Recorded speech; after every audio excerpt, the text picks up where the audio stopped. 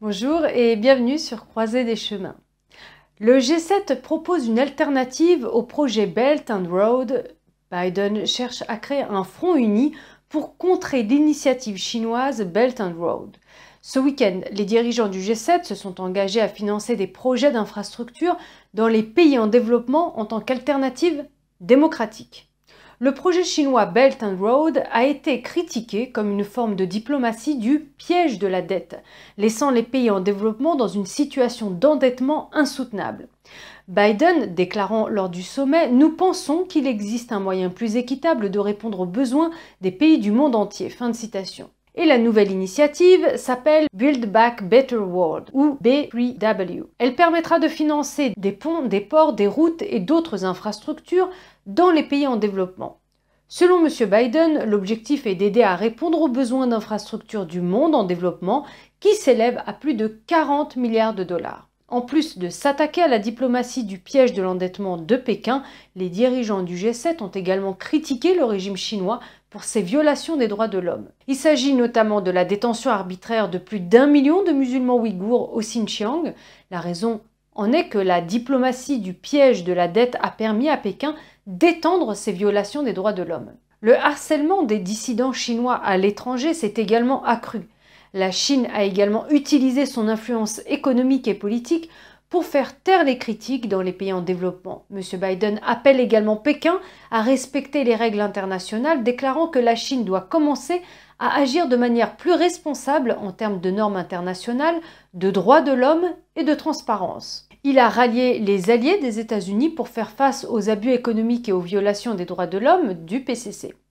Le G7 a déclaré, je cite, « Nous ferons la promotion de nos valeurs, notamment en demandant à la Chine de respecter les droits de l'homme et les libertés fondamentales, en particulier en ce qui concerne le Xinjiang et les droits, les libertés et le plus haut degré d'autonomie de Hong Kong inscrit dans la déclaration conjointe sino-britannique. » On assiste ces derniers temps à une réaction mondiale croissante contre l'agression de Pékin. En outre, M. Biden a également demandé à Pékin d'autoriser l'accès à ses laboratoires afin que le monde puisse enquêter sur les origines de la pandémie. Et cela inclut la possibilité que le virus soit le résultat d'une expérience qui a mal tourné.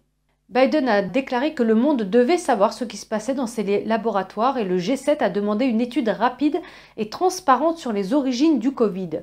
Les États-Unis, le Royaume-Uni viennent de signer une charte atlantique axée sur la Chine rouge, une autre façon pour les États-Unis de se défendre contre Pékin. La charte prévoit que les alliés coopèrent contre l'expansion du socialisme aux caractéristiques chinoises. En effet, Pékin continue de défier l'ordre international libéral démocratique. Le document ne mentionne pas nommément la Chine communiste, mais il est clair que les engagements décrivent comment les deux pays feront face aux menaces de Pékin.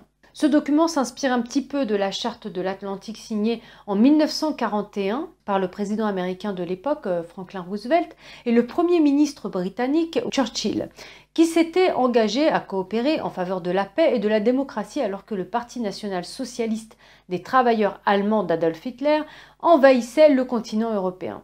Biden et Johnson ont déclaré dans un communiqué que notre charte de l'Atlantique revitalisée qui s'appuie sur les engagements et les aspirations énoncées il y a 80 ans, affirme notre volonté permanente de soutenir nos valeurs durables et de les défendre contre les défis nouveaux et anciens, ajoutant que nous nous engageons à travailler étroitement avec tous les partenaires qui partagent nos valeurs démocratiques et à contrer les efforts de ceux qui cherchent à saper nos alliances et nos institutions. Fin de citation. Alors cette nouvelle charte de l'Atlantique décrit 8 domaines clés dans lesquels les États-Unis et le Royaume-Uni se sont engagés à collaborer.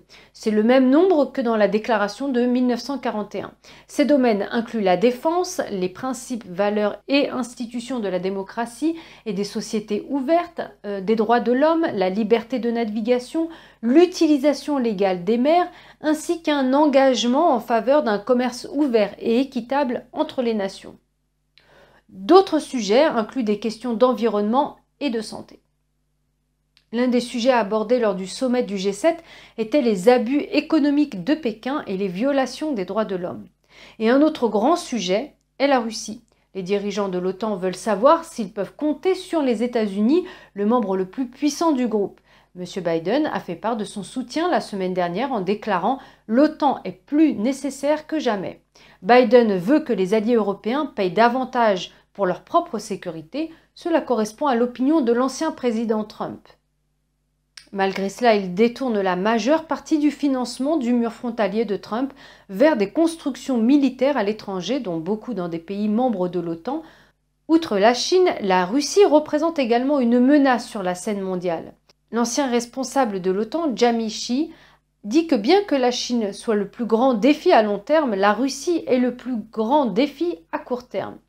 La Maison-Blanche affirme que l'OTAN va lancer des initiatives ambitieuses en matière de sécurité. Reuters rapporte qu'elle inclura probablement la montée en puissance militaire de la Chine comme défi pour la prochaine fois. En parlant maintenant de la Russie, Biden a déclaré dimanche qu'il était d'accord avec le président russe Vladimir Poutine pour dire que les relations étaient au plus bas. Il a dit « Je pense qu'il a raison, c'est un point bas et cela dépend de la façon dont il réagit pour agir conformément aux normes internationales, ce qu'il n'a pas fait dans de nombreux cas. » Fin de citation. Biden déclare que les États-Unis ne veulent pas d'un conflit avec la Russie et les deux nations peuvent essayer de parvenir à des accords sur certaines questions clés. La Maison-Blanche a indiqué que M. Biden évoquera les récentes cyberattaques de type ransomware. Poutine a déclaré dimanche que la cybersécurité était l'une des questions les plus importantes aujourd'hui. Vladimir Poutine a déclaré que si nous convenons d'extrader des criminels, alors bien sûr la Russie le fera, nous le ferons, mais seulement si l'autre partie, en l'occurrence les États-Unis, accepte de faire de même. Selon M. Poutine, il existe certains domaines d'intérêt commun, comme la stabilité stratégique, les conflits régionaux et le souci de l'environnement, sur lequel ils peuvent se mettre d'accord également. Et avant de terminer aujourd'hui, il y a un 5e océan. La National Geographic Society a annoncé que l'océan Austral allait désormais rejoindre les océans Arctique, Atlantique, Indien et Pacifique pour revendiquer sa place. Et l'océan Austral est différent en ce qu'il touche 3 autres océans au lieu de la Terre. Alex Tate, géographe à la National Geographic Society, a expliqué à NPR que les 4 autres océans sont définis principalement par les masses terrestres, alors que l'océan austral est différent. Il ajoute « Parce qu'il est si unique et que nous avons attiré l'attention sur toutes les zones de l'océan, il est devenu le 5e océan. » National Geographic note que l'océan austral peut être différencié en fonction de son courant, connu sous le nom du courant circumpolaire antarctique, ce qui s'est établi il y a 34 millions d'années lorsque l'Antarctique s'est séparé de l'Amérique du Sud. L'US Broad on a Geographic Name utilise l'appellation océan austral depuis 1999, mais National Oceanic and Atmospheric Administration n'a officiellement étiqueté les eaux qu'en février de cette année.